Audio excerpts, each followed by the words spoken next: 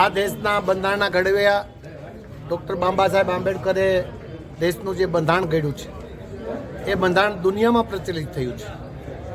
તેવા વ્યક્તિનું છાછવાર અપમાન કરવામાં આવે છે. રાજ્યના હોમમંત્રી શ્રી અને દેશના હોમમંત્રી શ્રી અને રાજ્યના હોમમંત્રી તરીકે તડીપાર રહી ચૂક્યા છે એવા વ્યક્તિ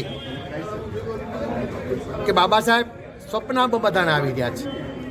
બાબા સાહેબનું તમે આટલું નામ લ્યો એ કરતાં ભગવાનનું નામ લ્યો તો સ્વર્ગ મળી જાય. આવી વાત કરનારા દેશના હોમમંત્રીને એક પણ મિનિટ હવે આ દેશના હોમમંત્રી તરીકે રહેવાનો અધિકાર ગુમાવી ચૂક્યા છે. તાત્કાલિક અસરથી રાજીનામું માંગવા માટે આજે જિલ્લા કોંગ્રેસ સમિતિ દ્વારા મેં એક આવેદનપત્ર મહામહિમ રાષ્ટ્રપતિ દ્રૌપદી મુર્મુજીને રજૂ કર્યું છે. આ દેશના એક આદિવાસી મહિલા રાષ્ટ્રપતિ બની શકતા હોય તો તેની પાછળ પણ આ બંધારણ છે. એવા બાબા સાહેબનું આંબેડકર કરનાર આ વ્યક્તિને હવે દેશમાં રાજ કરવાનો અધિકાર ગુમાવી ચૂક્યો છે.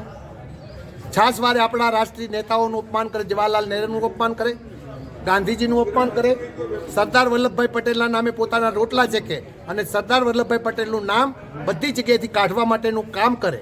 સરદાર વલ્લભભાઈ ક્યારેય પણ દેશના વડાપ્રધાન બનવા માટે વાત કરી નથી, છતાં પણ એમના નામે લોકોની લાગણીઓ ભડકાવવા માટે, એમના સમાજની લાગણીઓ ભડકાવવા માટે છાસવારે જે વાત કરી રહ્યા છે તેવા હોમમંત્રીને હવે પોતાનો વહીવટ કરવાનો અધિકાર ગુમાવી ચૂક્યા છે.